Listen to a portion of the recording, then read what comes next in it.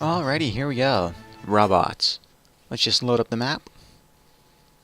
And I'll clear all this junk away for us so we can get started. So, it's very simple, but surprisingly complex. Just control-click on an area to begin spawning parts.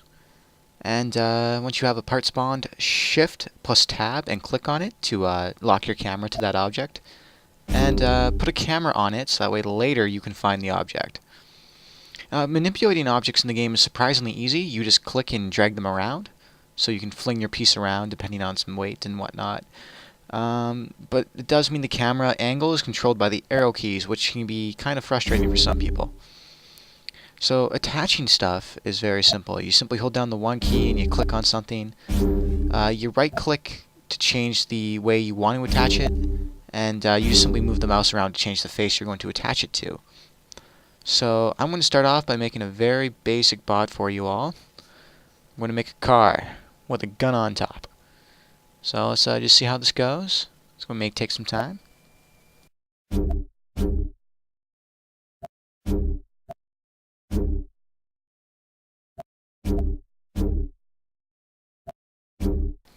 Alrighty, so I got my turret here, and I'm going to try to attach it to the car I've just made. But as you might be able to see, manipulating objects in the game is kind of difficult sometimes once they go up in scale, especially if their wheels are loose to roll around and stuff, because the physics aren't quite perfect. Alrighty, now we're getting to the important part. We're getting to the part that separates this game from games such as Kerbal Space Program and Robot Arena or any of those kind of series, which is the way you program. So let's just pull up our items here on the screen. You simply shift-click on an item to bring up its interface. It's nice little visual programming, really easy to get into if you're new to code. Okay, so let's just click and drag those guys around. So we want all the right side motors on one side and all the left side motors on one side. We want to separate them because the input we send them later matters, right? So let's just start up with our input handler. So it's going to take our input and send it to the sample mapper over here, which is going to multiply our input to a number that the motors can actually use, right? Because the motors operate on a speed variable. Speed 20 is much faster than speed 1. However, input samplers only give out values of 0 to 1. So you use your mapper to multiply it. So let's just set our positive to W and our negative to S. And let's just move that around, make it look nice and shiny. Okay, let's just get out our velocity. Oh, wait a second, that's a wheel. Okay, so we just Control and Shift and then click on it again to delete it away from the menu. And I'll pull up all the engines we require. So we want to grab their velocity features. So next we just Control, click, and drag them over to an object to attach them. And we're going to set the attack. So that's how fast it's going to climb from 0 to 1. And as you can see, setting it to 1, which is almost instantaneous, is way too much. We accelerate much too fast. Now, setting it to 2 is maybe just a little too slow for our taste.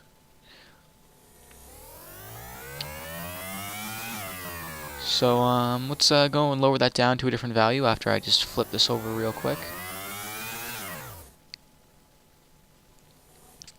Alrighty, there we go. So maybe 0.3. And now let's do the turning. So we want to do another input sampler and mapper. Just real simple here. And we want the turning to go faster than the drive, correct? So that way we actually accelerate faster on one side. So we'll set the minimum to negative 30 and the max to 30. Alrighty, and then we'll just put in the rest of the inputs there. So we want D to be right, A to be left, and then we'll just finish configuring all that. Really quite simple. So for this one, we actually don't need to use the invert from the mapper, right? Which is going to give us a negative value, as you see over there. That's why we drive straight. So we don't actually need that because we want both sides to get the same input. So that way one side will slow down and one will speed up.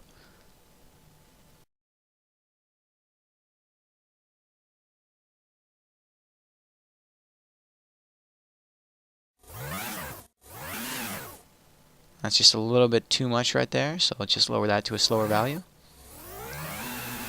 Alright, let's try driving around. Whoa!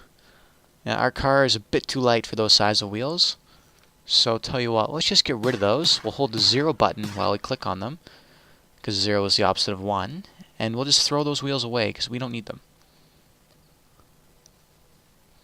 Alright, we'll spawn some smaller wheels. Smaller wheels equals smaller circumference. They'll make the vehicle much more stable. Alrighty, there we go.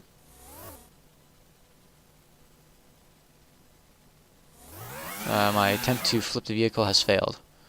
Oh well, rather than bothering with that, let's just change the forward and backwards. There we go, it works perfectly now. So there we go, we got our little car driving around. Vroom vroom. And now let's go hook up that cannon to it, shall we?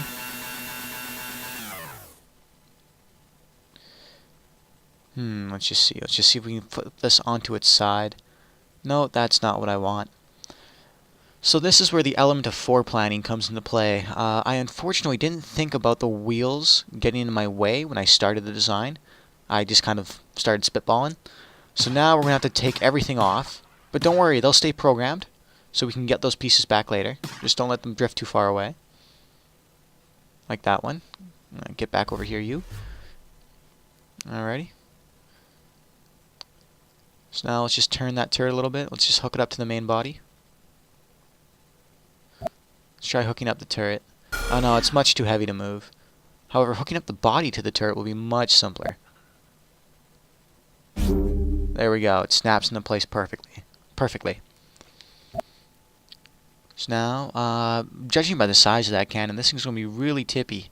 So let's just extend the wheel frame out a bit. And make some modifications.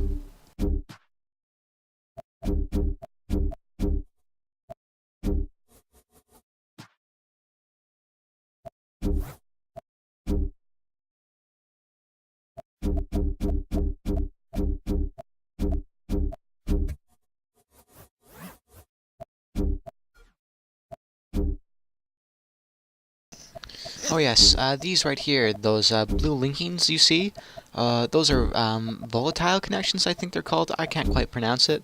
They're basically like steel bars that connect parts, but they don't block things. They're not actually physical things that the game can run into. So they're really quite handy because you can pass right through them. Sort of like the beam from Star Wars, what do you call those things, race pods or whatever, I can't quite remember, but you get the concept. To connect them, you simply hold 2 and click on the part, select the facing, and click on the other part. Really quite easy to do. Alrighty, there we go. Finally got that figured out. So now, our turret should move independently of the main body. Let's just give that a test. There we go, left, right. Up and down features working? Oh, you bet. Got our main cannon working there too. A little fun with that. Pew pew pew pew.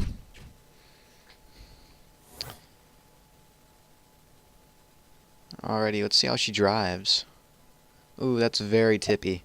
Well, live and learn. So let's go and add a secondary row. A tertiary row of wheels. That should solve some of the imbalance.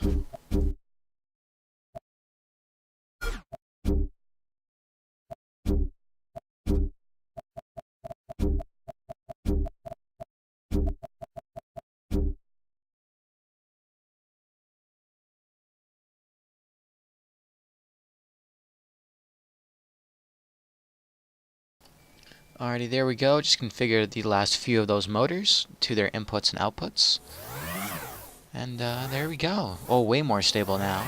I mean, still not the best, but hey, for 10 minutes of work, that's not too bad, I would say. Our turret spins on the spot while firing. Perfect.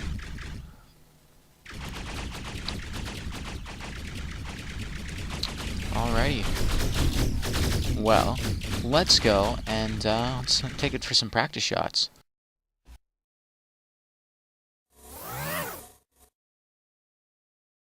Actually, you know what? Before we take it for some practice shots, what we should do is we should put a laser on the front to give us an aiming guidance.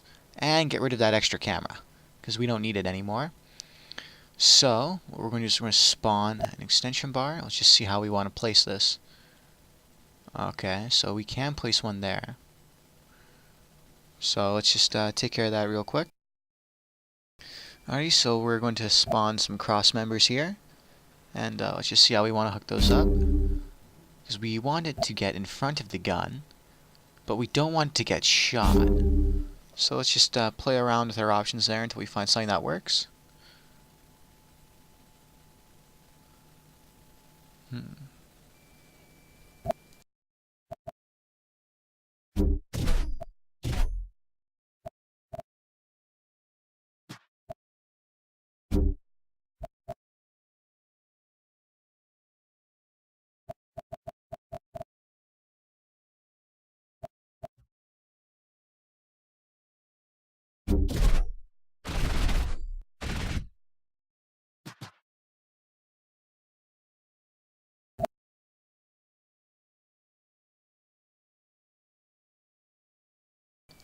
Alrighty, here's something important to show you. I am going to save this blueprint by holding the 4 key down and then clicking on the vehicle and then typing in a name for it. I can save the vehicle, so that way when I break it, like I just did there by attaching the laser, I can simply delete it and spawn it again. So to spawn it, I would hold down Control and Shift, and I would keep tabbing down until I found the name I saved. And you can also use this feature to share it with other friends and such. Oh, that is unusual. There's a glitch we found. Let's just fast forward to where I figured that glitch out.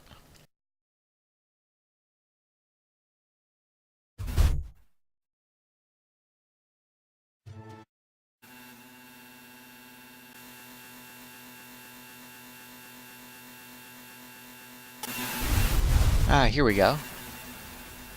It appears that if I swap to the vehicle in viewpoint, there we go, it stops flicking around. Rather odd that that happens when it spawns, but keep in mind this is very early alpha in the game's development. Heck, this is the pre-alpha, so this isn't even like alpha release. This is the bare bones of how the game works. But it still functions quite well. So let's just flip that over and fix it. There we go. So as you can see, I've spawned the vehicle again. Thank goodness we saved it, so I don't have to go through the effort of rebuilding the whole thing. And now I'm going to spawn some terrain. Just show you the different types of stuff you can spawn. I'm just going to spawn some basic rock. And let's just go snuggy up to that, so that way we can attach our laser pointer nice and easy.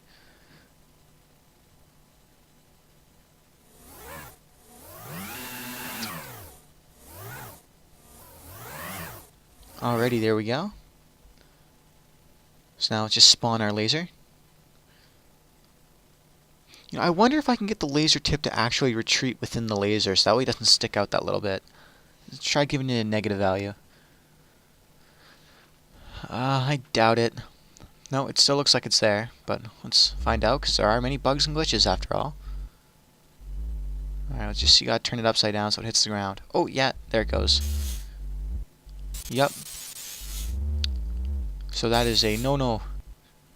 It is definitely still on, but oh well. Hopefully we can attach it safely. Cutting off the gun isn't that big of a deal. We can reattach that. There we go. Everything's still working. So now let's crank that range up to 5. There we go. And now we have a nice little aiming pointer. Perfect.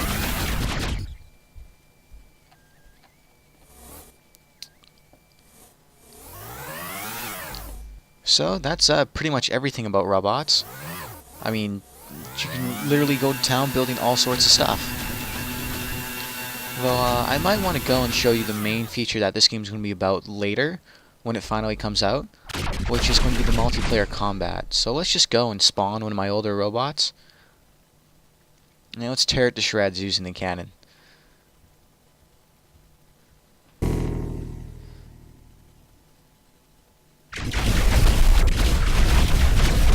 So as you can see, it didn't take much shooting to reduce that thing to complete rubble. However, there's no armor or such in the game as of the moment, so I'm sure that will change. There's still a load of work to be done, but you can see the main purpose. People build artificial intelligence within the game unit, so they can command robots to go fight one another and such. Maybe I'll be able to get some footage in here of that. I'm not too sure. I haven't taken a look around. So, yeah, that's pretty much it, really. Oh, here's an example of an AI-controlled unit. I'll delete that camera. For this bird, after you turn it on, will fly itself in a straight line at a fixed speed and altitude. It'll basically orbit a planet. Let's see if I can pull up the code for you. I believe it's on the main engine. Yeah, there we go. So, I mean, once you get into the more complex aspects of the game, it gets really confusing. I mean, I don't even know how that stuff works. But as you can see, if I try to manipulate the bird here, it'll correct its path and trajectory. And that's robotic correction, not the airframe itself. Of course, I still can manipulate it from side to side. It's not going to try to keep a heading. It's just a very basic AI. But still, it shows you what the game can be used for. Now here's something, if I can just show it off really quick, that I think is amazing about the game, is its ability to simulate real-life mechanisms. For example, this here is a clutch. If we just turn on the output, or the drive, we can see our little clutch unit here. And we're going to extend this piston, which is going to act just like a pressure spring in a real clutch system, to make contact with the output, and it'll spin the whole device. Now, of course, because the game's physics don't work properly, it doesn't actually get as much grip as it should, but that's okay, because that'll be fixed later in the game's release. But you can simulate all sorts of real-world objects in this game. AutoCAD design is something very simple to reproduce. Of course, you got to be very careful with the game as well, because you can break it. Like that. The game's physics engine is not perfect, and parts are indestructible, so if you mess around a little too hard, you will break stuff. But way better than playing with those Lego robots and actually breaking them, because if something breaks in here, you can just reset the level and get sent back 15-20 minutes in your work. Anyway, well, that's robots for you, really. I think it's amazing, and I love sandbox games. You should definitely check it out. I mean, for $10, it's a great investment. The game may never come out fully. The developers are away earning money on a different project because their Kickstarter failed. But you know what? $10, and it's better than Kerbal Space Program. I'm happy with it, and you should be too if you get it.